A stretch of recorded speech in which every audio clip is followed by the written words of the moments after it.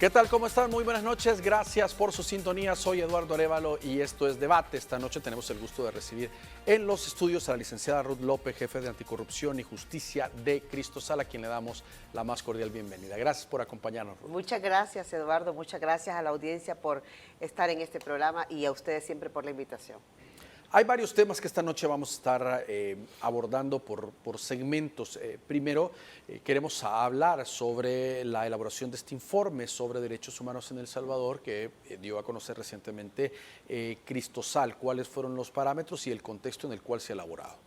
Ok, en primer lugar les comento que Cristosal viene sistematizando, este no es el primer informe, este es el tercer informe que Cristosal emite en el contexto del régimen de excepción. El primer informe fue en los primeros 11 días aproximadamente, el segundo informe fue para el primer mes del régimen de excepción, estamos hablando que fue hecho público allá por los primeros días de mayo, pero el periodo comprendía entre el inicio del régimen de excepción del 27 de marzo al 26 de abril. El segundo periodo precisamente es el que nos convoca en este momento, que está comprendido entre el 26 de mayo y hasta el 25 de junio. O sea, hemos ido paulatinamente recogiendo la información no solo de fuentes abiertas a través de los medios de comunicación, de lo obtenido por los medios de comunicación, sino a través de las múltiples denuncias que Cristosal recibe en su plataforma.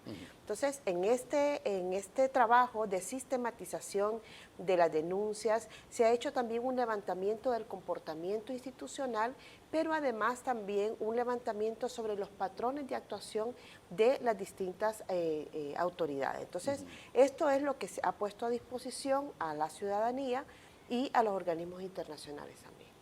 Ahora, ¿qué detalla específicamente este informe? Bien, ya entrando en materia. En este informe se hace todo un recuento, en primer lugar, del periodo comprendido, como ya les decía, del 26 de mayo al 25 de junio, y se recogen 743 casos que en ese momento, durante ese periodo, fueron registrados en la plataforma de Cristosal.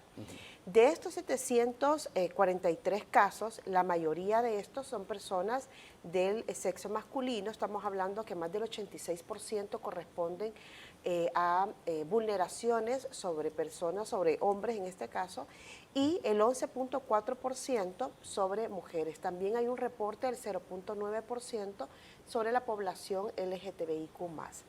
Además, hay que señalar que más del 56% corresponde a personas que tienen un rango de edad entre los 18 y los 30 años. Esto es bien notorio porque también se había reportado en el primer informe que presentó, en el primer y en el segundo informe que presentó Cristosal. Es importante en esto cómo los patrones se mantienen, Eduardo.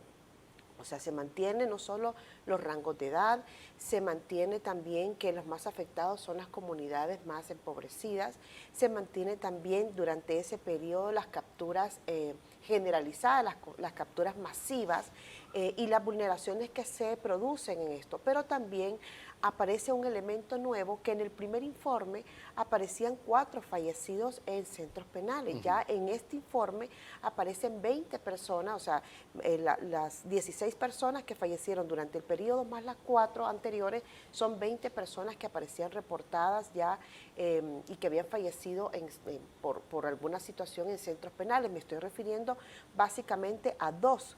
Uno, la falta de medicamentos, la falta de atención, y en segundo lugar, agresiones físicas que hay que determinar. En definitiva, la Fiscalía tendría que abrir una línea de investigación para saber por qué estas personas han fallecido.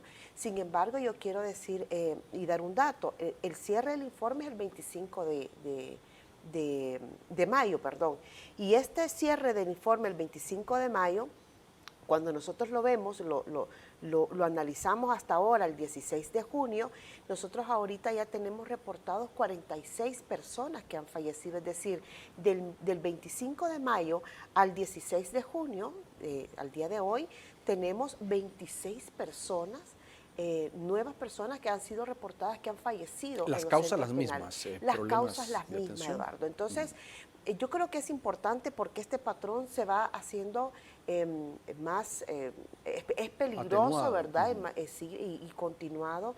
Y yo creo que hay que llamar la atención porque aquí tendemos a estigmatizar de que todas las personas que están detenidas, bueno, entonces algo deben, ¿verdad? Y por tanto, no importa si se mueren.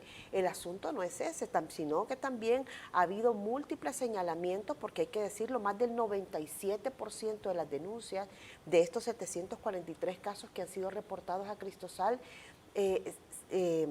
corresponden a personas que dicen haber sido detenidas de manera arbitraria, es decir, de manera injusta, sin que existan elementos para ver, para que se haya producido esa detención. Ahora, el gobierno, cuando la prensa aborda este tema, dice, mire, es un porcentaje menor de detenidos que no están vinculados con pandillas. O sea, ellos aseguran que y luego se dan los procedimientos y quedan en libertad, pero que la gran mayoría, siguen reiterando las autoridades, de las personas detenidas tienen algún tipo de vínculo con pandillas, o son familiares, o son postes, pero tienen algún tipo de vinculación, aseguran las autoridades. A ver, ahí hay varias cosas. En primer lugar, no hay procesos establecidos de investigación.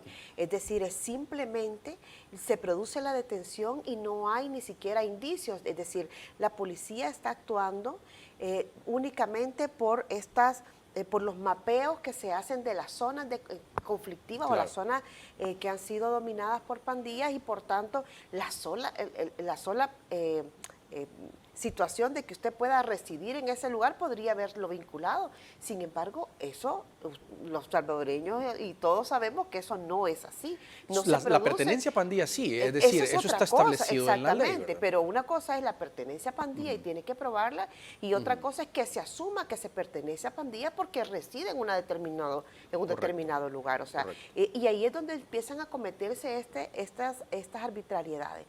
Eso de tratar de minimizar, así como es el 1% de los detenidos, es que a lo mejor el que nada debe, nada teme y ya va a salir, eso no se produce de manera automática, Eduardo. O sea, se están dejando a las personas porque los jueces están actuando, y ese es el otro fenómeno, donde ya los operadores de justicia, los jueces están enviando, a partir de las reformas que se hicieron en el Código Procesal Penal, los están mandando 6 meses a detención provisional porque no hay, o sea, no aplican una medida sustitutiva, es decir, no le aplican una medida de que pueda esperar el proceso en libertad, digámoslo así de manera sencilla. Entonces, ¿qué ocurre con esto? Que las personas están quedando detenidas, y esa mezcla macabra, porque no hay otra manera de decirlo, de personas inocentes, con personas que también han cometido delitos y que están detenidos y que tienen que pagar, digamos, por esos crímenes que han cometido, implica también un riesgo para la vida de las personas detenidas, de las personas inocentes. Por eso es que aparecen golpeados. O sea, la presunción es que justamente con la aquiescencia del Estado, a partir de esta mezcla, de que los ponen juntos y que además no se les da la atención debida, etcétera, se están produciendo estas muertes, y también otros reportes de personas que aparecen, que no necesariamente fallecen, porque no todos los que llegan a los hospitales fallecen, pero llegan con lesiones. Entonces, este tipo de situaciones yo creo que está señalando, está mandando un mensaje de un comportamiento arbitrario e irregular por parte del Estado, que no está procurando también por la vida de las personas que tiene bajo su resguardo, y que en muchos casos tiene la responsabilidad de haber detenido de manera arbitraria. Entonces, fíjate que hay un montón de situaciones que nosotros hemos venido dando seguimiento en este segundo informe, porque también aparece un nuevo factor, que son las aglomeraciones fuera de los centros penales, que fueron eliminadas con la humo el 24 de mayo, precisamente cuando las familias fueron quitadas, sobre todo en el penal de Mariona. Sin embargo, también hay que decirlo, las personas se aglomeran en estos lugares en la búsqueda de información de su familiar.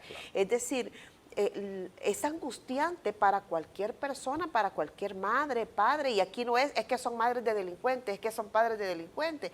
O sea, estamos señalando de que hay una reiterada captura de personas inocente. Pero además, independientemente de la situación, la familia tiene derecho y el detenido tiene derechos también a que su familia conozca en el lugar en el que se encuentra recluido, porque si no, casi que esto es una desaparición forzada.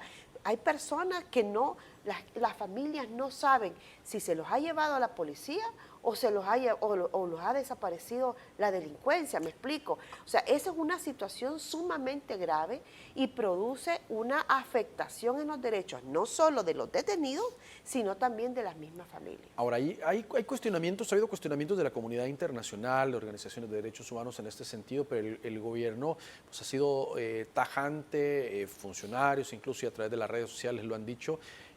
Básicamente quien se pronuncia ante una situación así, pues le dicen que está con las pandillas, Con o sea, las pandillas. que apoya a estos grupos. A ver, Eduardo, yo creo que ese es un discurso que, yo lo he dicho en otros espacios, ha envejecido mal. Porque realmente quien ha demostrado favorecer a las pandillas ha sido el gobierno. Ha sido el gobierno a través del pacto, a través de los medios periodísticos, lo han revelado, investigaciones periodísticas serias, y además ya había siendo señalado. Es decir, esta revelación de los audios que salieron hace un mes aproximadamente no es nuevo.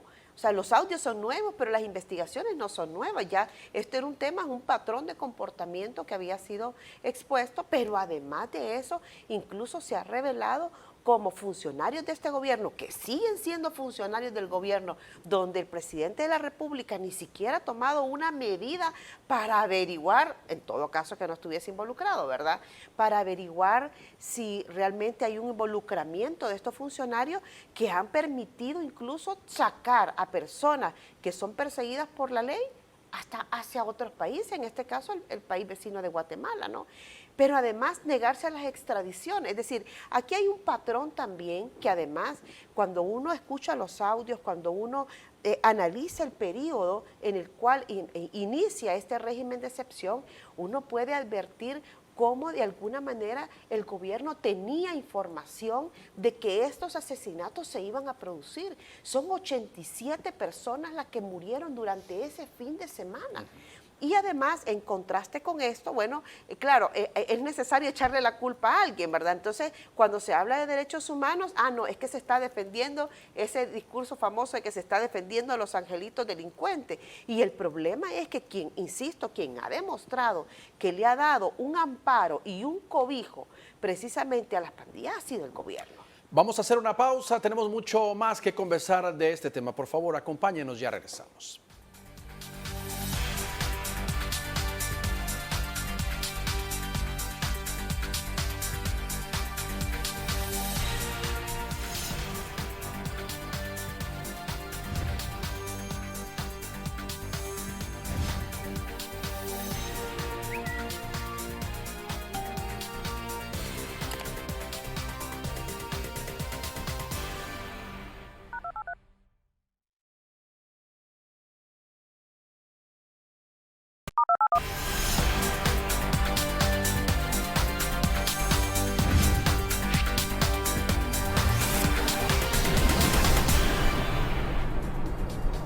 Muy bien, gracias por continuar con nosotros. Estamos conversando esta noche con Ruth López, jefa de Anticorrupción y Justicia de Cristosal. A ver, Ruth, ¿hay algún tipo de escrito que haya sido presentado ante esta situación o algún pronunciamiento en instituciones como las Procuradurías, la misma Corte Suprema de Justicia por parte de familiares u organizaciones en torno a este tema? Bien, hay un dato que falta por actualizar, pero según datos de ALAC, de FUNDE, se habían presentado durante el primer mes 117 habeas corpus, unos ante las cámaras y otros ante la Sala de lo Constitucional. Estamos hablando de que 89 aproximadamente habían sido presentados ante la Sala de lo Constitucional. Sin embargo, hasta este momento no ha habido un pronunciamiento. Y este número ha venido creciendo porque posteriormente, por ejemplo, Cristosal dio acompañamiento a una comunidad que solo en un día presentó 34 habeas corpus. Es decir, esto y todo es por detenciones arbitrarias precisamente. Es bien impactante, Eduardo, cuando uno colabora con las personas para hacerles los escritos, para ayudarles, para colaborarles en plasmar los hechos en un escrito para poderlos presentar ante la Sala de lo Constitucional. Cómo narran en primer lugar la forma en la que se produce, la forma abusiva en la que se produce la detención, cómo se involucran en algunos casos menores también en esa detención, el comportamiento de los hijos, de esos padres que llevan capturados, etcétera. Pero además, cuando uno empieza y hace la entrevista y empieza a preguntar, ¿no? A qué se dedica, qué hace, qué le cuenta el día a día, en qué está involucrada su pareja o su hijo, etcétera, cuáles son las actividades en la comunidad, etcétera. O sea, uno empieza con esa entrevista para tener el contexto y poder plasmar de quién es esta persona y por qué esa detención es una detención arbitraria.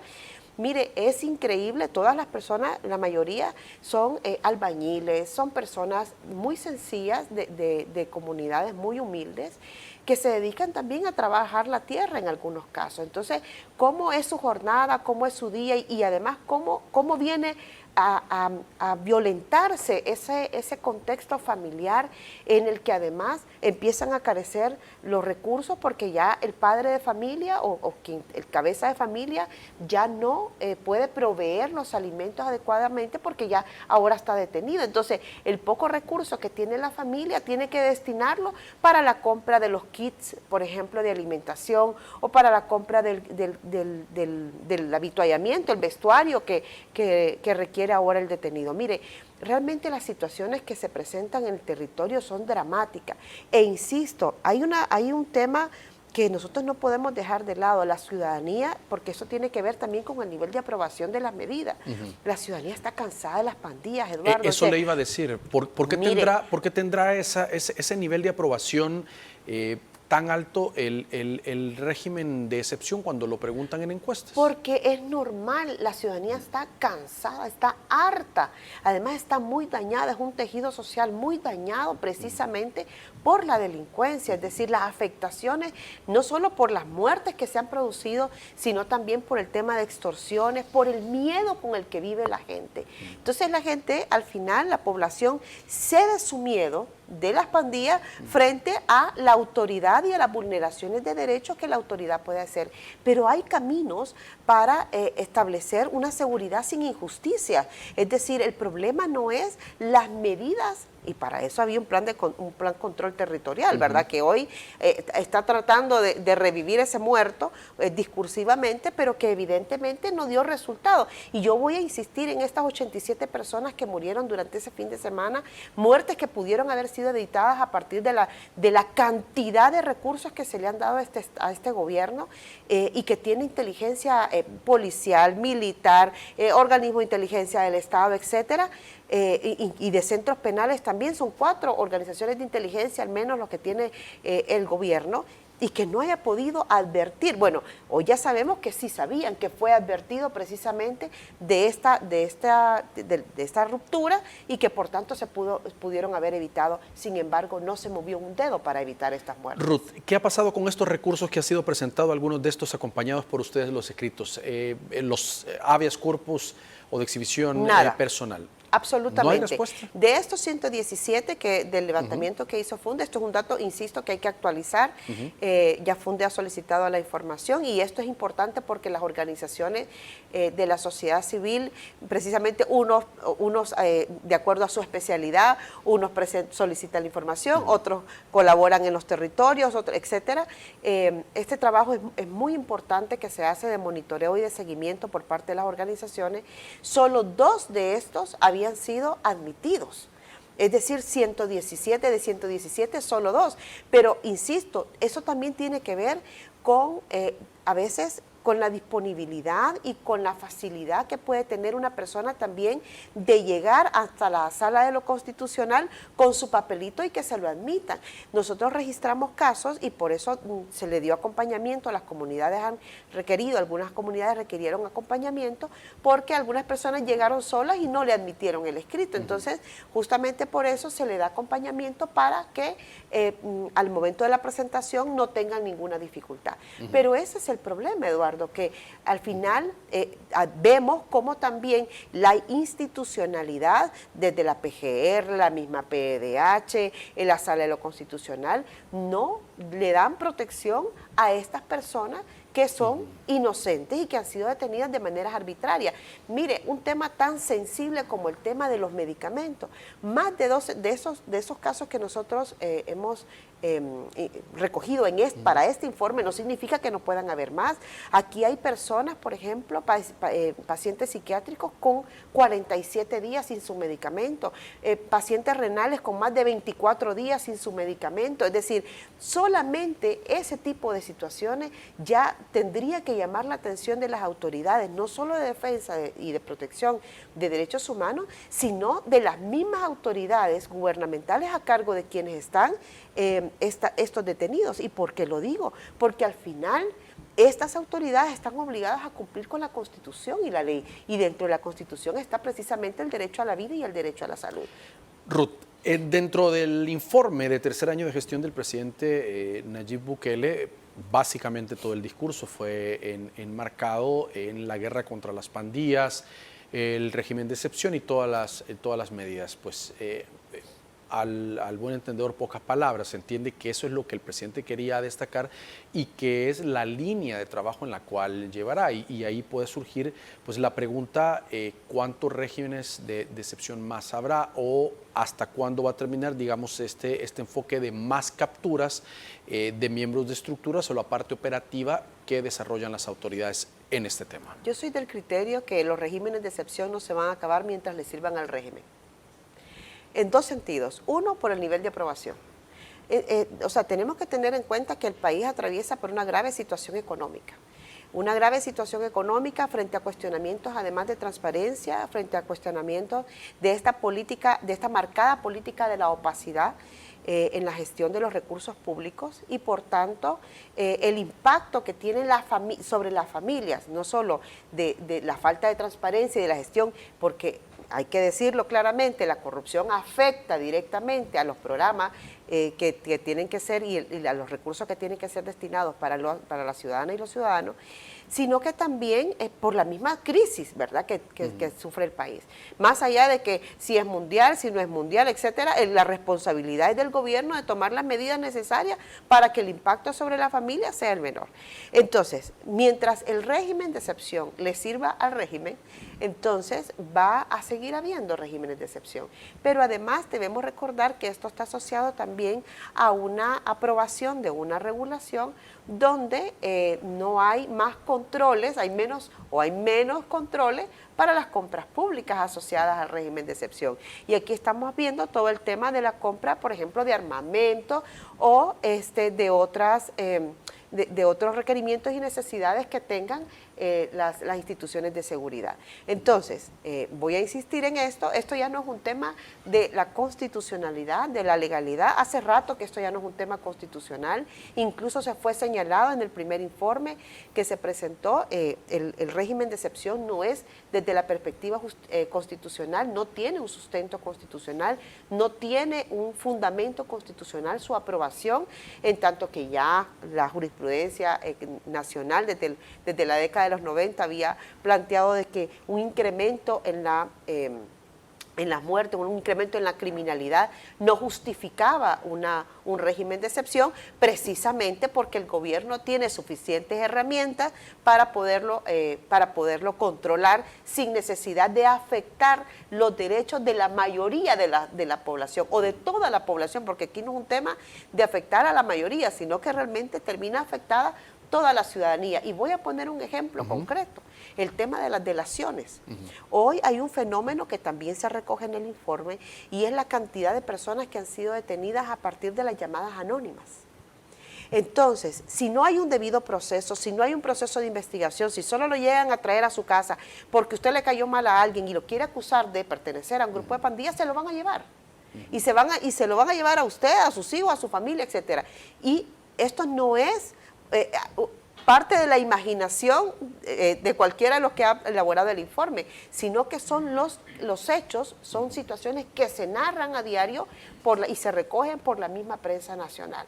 Es decir, ya han habido personas que han sido detenidas, que han fallecido en los centros penales, donde mantienen detenidos a una hermana o a su madre, y realmente son personas que fueron víctimas justamente de capturas arbitrarias a partir de delaciones.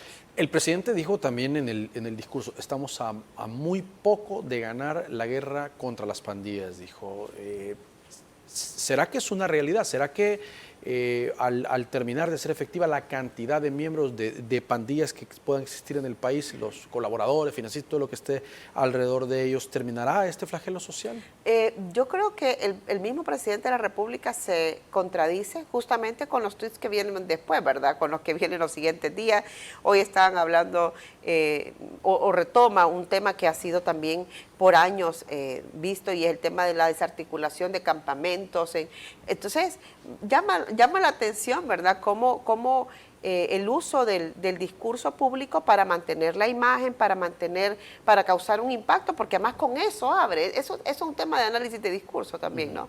Con eso abre ese discurso del tercer año de gobierno, pero realmente el cimiento del surgimiento de las pandillas no está siendo abordado, y ese es otro problema. O sea, hoy en esas comunidades donde se han producido capturas de pandilleros, de personas inocentes también, desafortunadamente tampoco hay un tejido social, tampoco la institucionalidad pública está ocupando el espacio que debe.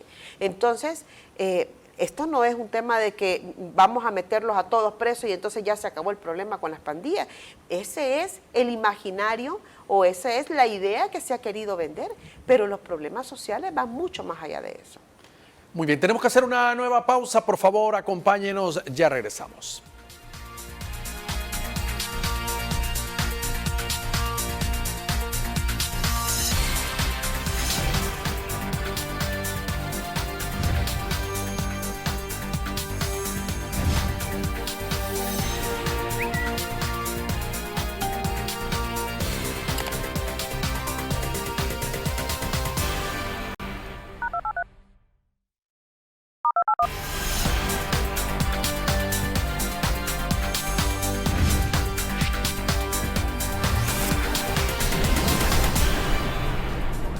Muy bien, gracias por continuar con nosotros. Ruth, también nos llamó la atención un escrito que presentaron ustedes en la Corte Suprema de Justicia por la implementación o la aplicación de la figura de los jueces sin rostro.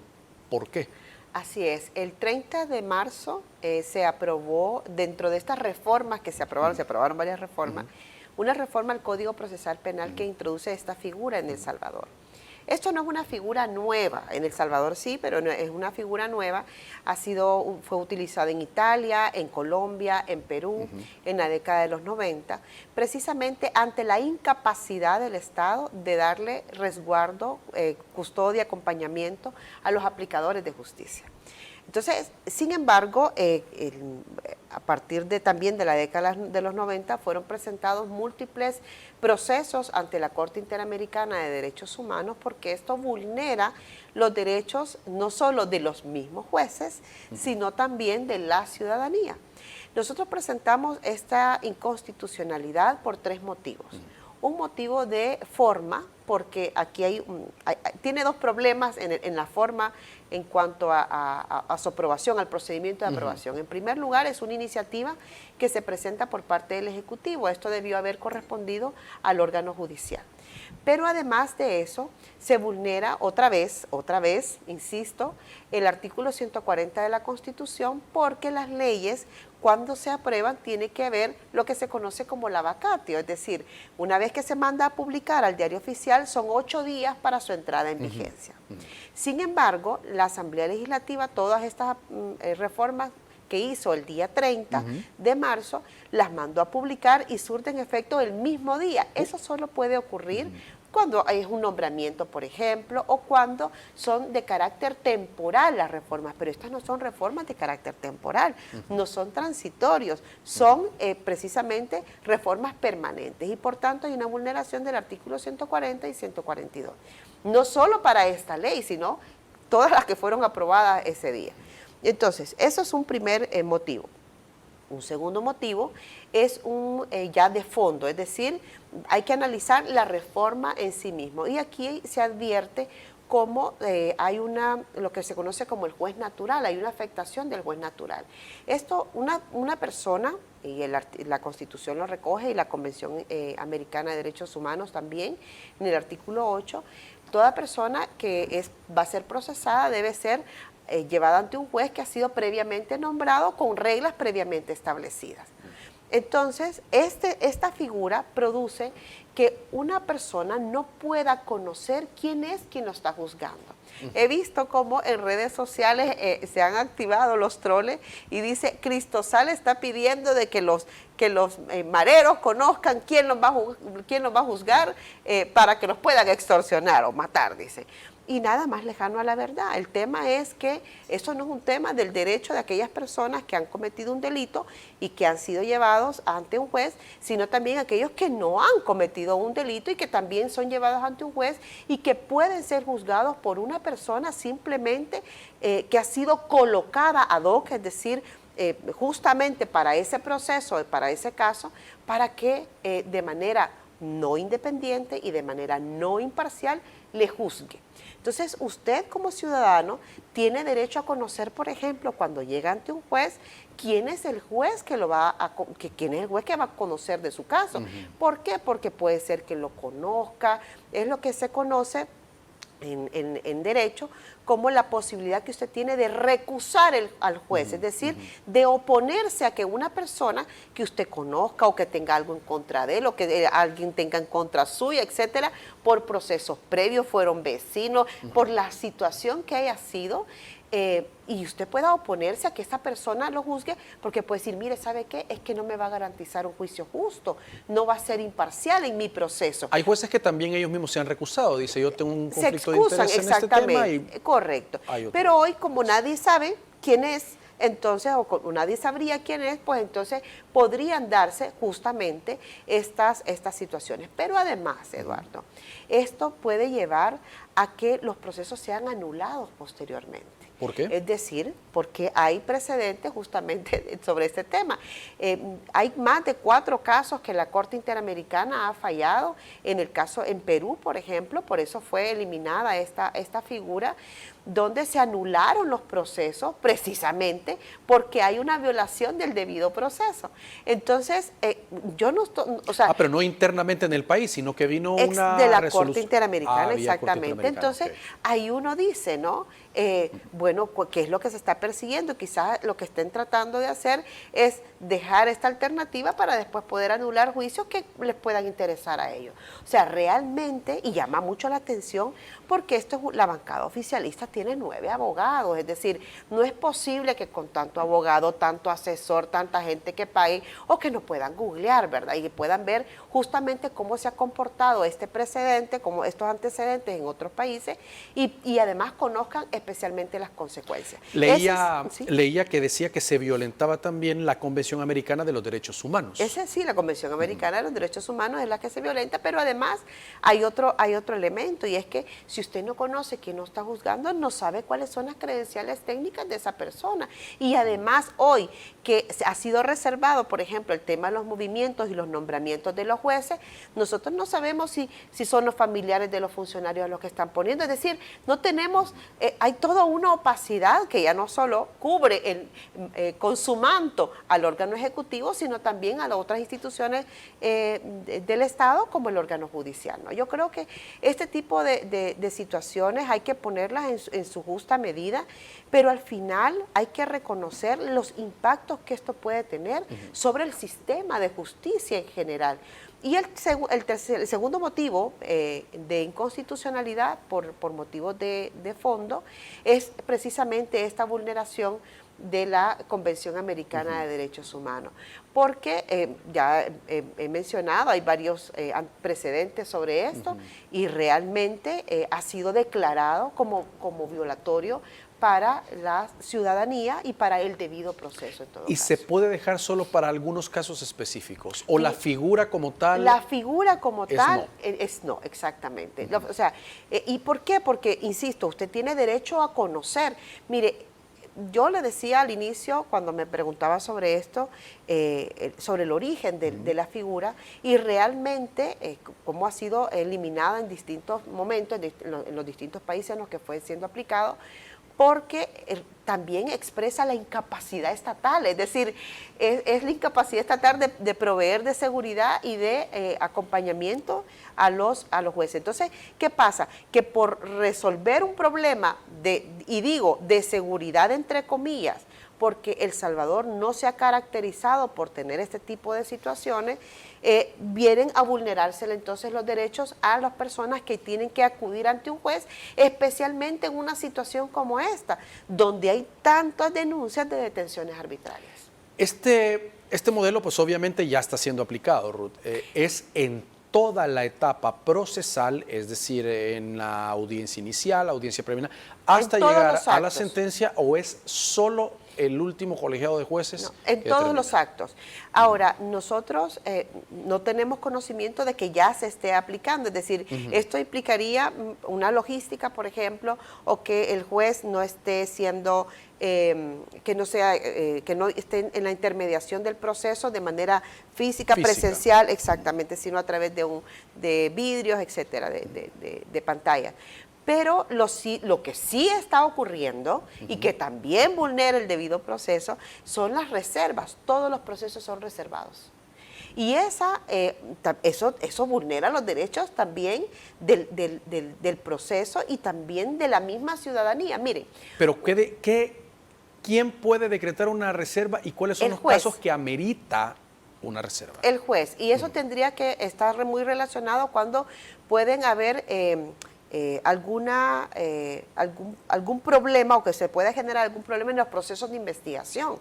Pero lo cierto es que aquí, al menos a mi criterio, lo que se está tratando de cubrir son las deficiencias en los requerimientos fiscales.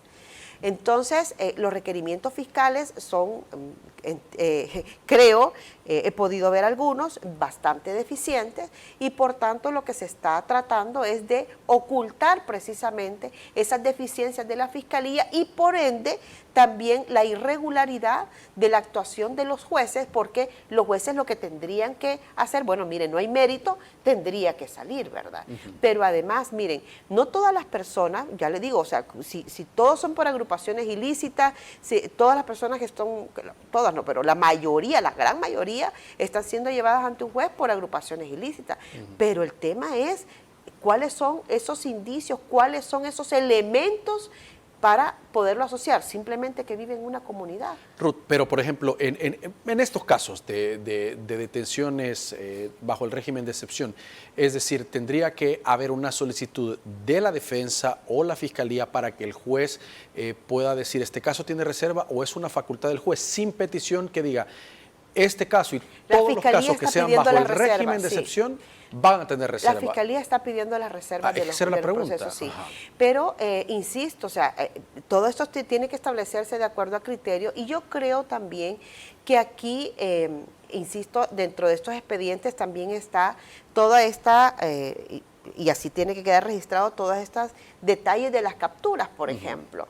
Entonces, no se puede hacer, sería interesante hacer un análisis de estos, más allá de las denuncias que tiene Cristosal, etcétera, sino ya con documentos que puedan verificarse. Hay que decir algo, los juicios son esencialmente públicos, es decir, los procesos son esencialmente públicos, eso es parte precisamente de un debido proceso. Entonces, que hoy todo lo del régimen sea declarado bajo reserva, yo creo que llama poderosamente la atención. Muy bien, vamos a hacer una pausa, tenemos otros temas también que abordar con Ruth esta noche, así que por favor acompáñenos, ya regresamos.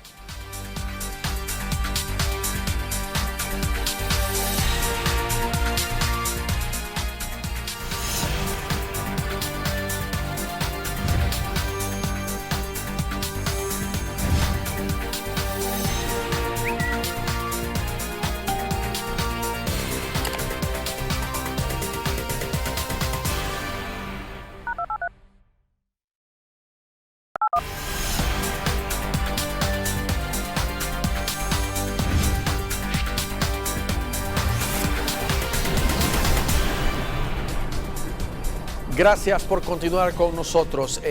Ruth, estos escritos que han sido presentados, que han acompañado, ustedes decíamos en el segmento anterior, pues no hay resolución en muchos de ellos.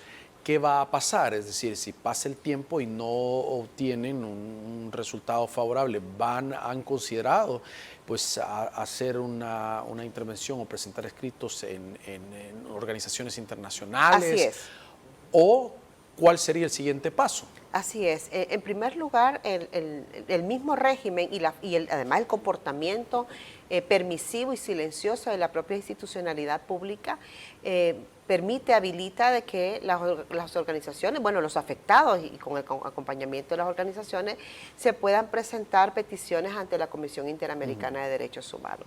Yo creo que es bastante notorio cómo las instituciones públicas se han mantenido al margen. Hemos visto declaraciones de los funcionarios, de los titulares de la Procuraduría, de ambas Procuradurías, con esta permisividad justamente, y casi que es un ver, oír y callar de las vulneraciones que se están produciendo. Por tanto, si no hay en nuestro país mecanismos internos que garanticen los derechos de la ciudadanía, pues hay que buscarlos de manera externa. Entonces, justamente hay que acudir ante la ante la Comisión Interamericana en primer lugar, por supuesto. Ahora, hay otro tema también, y es el del hacinamiento pues, que se está generando en los diferentes centros de resguardo o en los mismos centros penales. De por sí, las autoridades aseguraban que había un esfuerzo por ir reduciendo esta situación, pero a raíz del régimen de excepción, esta situación otra vez volvió a disparar un poco los números. Hay proyectos, lo ha dicho el ministro de Seguridad, lo ha dicho el director de centros penales, de construir más cárceles en el país. Bueno, ya hay una ley que habilita la construcción de centros penales con procesos más flexibles de contratación, ¿verdad? O sea, creo que también es este sistema que acompaña al régimen de excepción, donde también hay una excepcionalidad para la gestión de los fondos públicos. Entonces, efectivamente, ahora, lo que sí llama la atención son todos los fenómenos que se producen bajo este hacinamiento durante o hasta que llegue el momento en el que se van a construir más cárceles, una política que realmente contrasta con aquellos cierres de esos 3 centros penales que recordemos que se anunciaron con bombos y platillos por parte del presidente de la República, precisamente bajo este plan control territorial. Hoy parece que, bueno, ¿sabe qué? Nos equivocamos. No sé si es que nos equivocamos o no sabíamos lo que estábamos haciendo, pero es evidente cómo es bien errático. Y digo política porque son decisiones al final, pero cómo se van tomando esas decisiones de manera errática de lo que debiera ser la política pública de seguridad, que evidentemente no tiene un sustento técnico, un análisis técnico. Yo creo que uno de los grandes problemas también de este gobierno es que va tomando las decisiones en función de la aceptación popular. Y aquí, bueno, pareciera que unas se toman en función de la aceptación popular y otras no, como el tema Bitcoin, por ejemplo, pero llama mucho la atención de cómo se va midiendo la temperatura de la aceptación popular para ir tomando algunas medidas cuando realmente aquí hay otras situaciones de fondo. O sea, no solo son las medidas que públicamente se conocen o los que la propaganda gubernamental expone, sino también tiene que haber otro sistema de medidas de largo plazo que le dé sostenibilidad a las políticas que el gobierno tiene que implementar, ¿no? Ahora, Ruth, ¿qué recomendaciones se puede dar a las personas que viven en zonas denominadas así de alto riesgo de criminalidad, donde permanentemente pues, hay operativos, donde esta gente tiene que convivir con pandillas, no solo por el estigma, sino me refiero en la parte operativa de las autoridades para evitar que una autoridad pues, dentro de un registro se los puedan llevar? O sea, ¿qué es importante que esta gente deba de tener en cuenta para evitar una situación como esta? En un Estado de Derecho yo podría dar un montón de recomendaciones, pero nosotros no vivimos en un Estado de Derecho. Y desafortunadamente la arbitrariedad implica de que cualquier persona, que cualquier autoridad pueda llegar a su casa, incluso irrumpir en su vivienda, vulnerando el artículo 20 de la Constitución, que no es un derecho que esté suspendido, y se puedan llevar a cualquier miembro de su familia. Entonces, no hay una recomendación, ¿verdad? La única recomendación para evitar una situación mayor o para evitar una situación de violencia mayor es que no se resista, ¿verdad? Y es bien desafortunado porque pues esto también implica el comportamiento de un núcleo familiar. Hay reportes, por ejemplo, de padres que le reclaman a la autoridad por qué se lleva a mi hijo. Y es natural, es decir, creo que cualquier padre, cualquier madre que esté en la casa con sus hijos, llegan a buscar a un hijo, cualquiera va a reaccionar. ¿Y por qué se lo lleva si yo sé que es inocente? Entonces, mi única recomendación es eso. Hay otras vulneraciones que se están produciendo, como por ejemplo, que se les revisan los teléfonos. Eso no... O sea, que esté suspendido la garantía de la no intervención en las telecomunicaciones no significa que me van a incautar el teléfono y me lo van a revisar. Sin embargo, no. Sin embargo, lo que está ocurriendo es eso. Es decir, y si hay una conversación o una imagen que puede de manera subjetiva creer o hacer creer a alguna de las personas que están ahí que me vincula con pandillas, pues entonces simplemente va a pasar. Yo lo que sí quiero hacer un llamado, y yo creo que es necesario como sociedad que revisemos qué está pasando con nosotros, es que nos pongamos la mano en el corazón y se detengan estas llamadas anónimas por rencillas personales, por diferencias comerciales, donde las personas se están acusando unas a otras de pertenencia a pandillas.